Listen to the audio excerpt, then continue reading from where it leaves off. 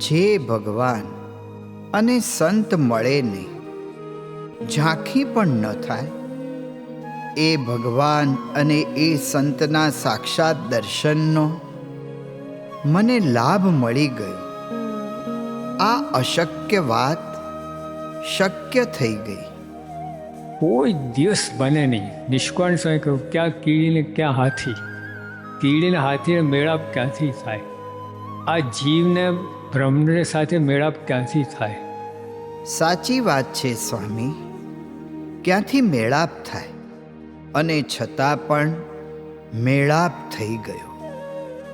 પરબ્રહ્મ પુરુષોત્તમ નારાયણ સર્વોપરી ભગવાન એવા શ્રીજી મહારાજ અને તેમના અખંડ ધારક એવા અક્ષર બ્રહ્મ સત્પુરુષની પ્રત્યક્ષ પ્રાપ્તિ, તેમના સાક્ષાત દર્શન, આપની આ અકારણ કરુણા વર્ષાથી અમે કાયમ કૃતાર્થ થયા છીએ, ધન્ય થયા છીએ.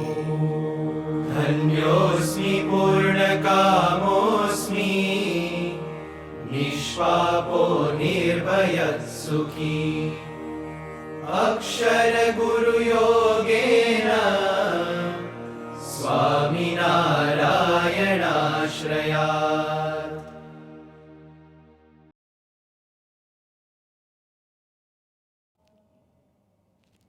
શ્રી સ્વામિનારાયણ ભગવાનની જય, અક્ષર પુરુષોત્તમ મહારાજની જય, ગુણાતીતાનંદ સ્વામી મહારાજની જય, ભગતજી મહારાજની જય, શાસ્ત્રીજી મહારાજની જય, યોગીજી મહારાજની જય, પ્રમુખ સ્વામી મહારાજની જય, પરમ પૂજ્ય પ્રગટ બ્રહ્મ સ્વરૂપ મહંત સ્વામી મહારાજની જય, સુરત અક્ષરધામ મહોત્સવની જય, પ્રમુખવર્ણી અમૃત મહોત્સવની જય. બ્રહ્મ સ્વરૂપ યોગીજી મહારાજ એમને પોતાની માલિકીનું કીર્તન ગાતા, હાજી ભલા સાધુ હરિ કી સાધ, તન કી ઉપાધિ તજે સોઈ સાધુ. એ કીર્તનમાં એક પંક્તિ આવે છે, માન અપમાન મેં એકતા, સુખ દુઃખ મેં સંભાવ, યહીં કે સુખ અલ્પ હૈ, નહીં સ્વર્ગ ડૂચાઓ. સાધુના અનંત ગુણો છે, લક્ષણો શાસ્ત્રમાં બતાવ્યા છે. એમાંનું એક લક્ષણ માન અપમાનમાં એકતા. પ્રમુખ સ્વામી મહારાજે એમના જીવનકાળ દરમિયાન અનેક અપમાનોને તિરસ્કાર સહન કર્યા હતા, પણ એક પ્રસંગનો હું સાક્ષી છું. ઈસવીસન 2007માં સંસ્થાના શતાબ્દી મહોત્સવ અમદાવાદ ખાતે ઉજવવાનો હતો. પ્રમુખ સ્વામી મહારાજ અમદાવાદ રોકાણ દરમિયાન ભોજન પ્રસંગે સંતો હરિભક્તોને દર્શનનો લાભ આપતા હતા. પૂજ્ય અક્ષરવત્સલ સ્વામી શાસ્ત્રી મહારાજના સમયના જે પ્રકાશ હતા એમાંથી લેખોનું વાંચન કરતા હતા. એકવાર એક લેખમાં શાસ્ત્રી મહારાજના સમયના એક નિષ્ઠાવાન અને સેવાભાવીને સમર્પિત હરિભક્તની વાત આવી. આ જ સભામાં ભોજન દર્શન માટે એ હરિભક્તના 2 પૌત્રો બેઠા હતા. બાપાનું ભોજન પૂરું થયું પછી તરત જ એ 2 પૌત્રોને લઈને હું સ્વામી બાપાના દર્શન પાસે નજીક ગયો. એટલે બાપાને મેં વાત કરી કે હમણાં પૂજ્ય અક્ષરવત્સલ સ્વામીએ સ્વામિનારાયણ પ્રકાશમાંથી જે હરિભક્તનો ઉલ્લેખ કર્યો એ હરિભક્તના 2 પૌત્રો છે. એટલે સ્વામી બાપા તો એમના કુટુંબને વર્ષોથી ઓળખે, એટલે સહેજે સહેજે પ્રમુખ સ્વામી મહારાજે એમને પૂછ્યું કે દાદાની તબિયત કેવી છે? એટલે એ લોકોએ કીધું કે સારી છે. પછી કે દાદાને કેટલા પુત્ર? એટલે એ બંને ભાઈઓએ એ પોતાના દાદાના જે પુત્રો હતા એના નામ સાથે વાત કરી. પછી કે તારા પિતાનું નામ શું? એટલે બંને ભાઈઓએ પોતાના પિતાનું નામ કહ્યું.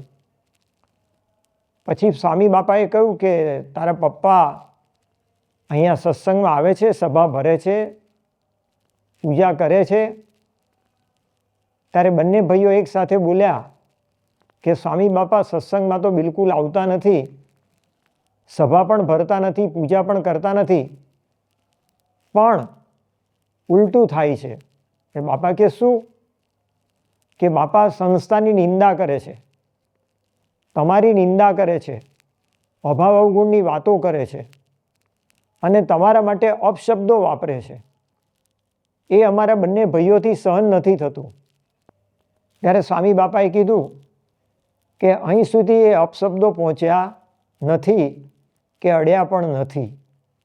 આ પ્રસંગનો સાક્ષી હું છું. ત્યારે મને એવું લાગ્યું કે સ્વામી બાપા માન અપમાનથી કેટલા પર છે કે એમના વિશે અપશબ્દો બોલે છે અને એમના જ દીકરા પોતાના પિતાની વાત કરે છે ત્યારે સ્વામી હસતા હસતા બોલ્યા કે અહીં સુધી એ અપશબ્દો મને પહોંચ્યા નથી. તો આ પ્રસંગ ઉપરથી બાપા અપમાનથી પર છે એનું ગુણનું મને દર્શન થયું. પરમ પૂજ્ય પ્રગટ બ્રહ્મ સ્વરૂપ મહંત સ્વામી મહારાજ ગાદી ઉપર આવ્યા પછી વારંવાર સત્સંગ સમાજને સંપ, દાસભાવ અને દિવ્ય ભાવની દ્રઢતા કરાવે છે. મહંત સ્વામી મહારાજ વારંવાર પુરુષોત્તમ બોલ્યા પ્રીતે ગ્રંથનો ઉલ્લેખ કરતા કહે છે કે ભગવાનને બત્તા સર્વે હરિજન દિવ્ય છે. આ મર્મની વાત જે કોઈ સમજે, ધારે ને વિચારે તે મગ્ન થઈ જાય છે. આઠે પોર એનો આનંદ ટળતો નથી.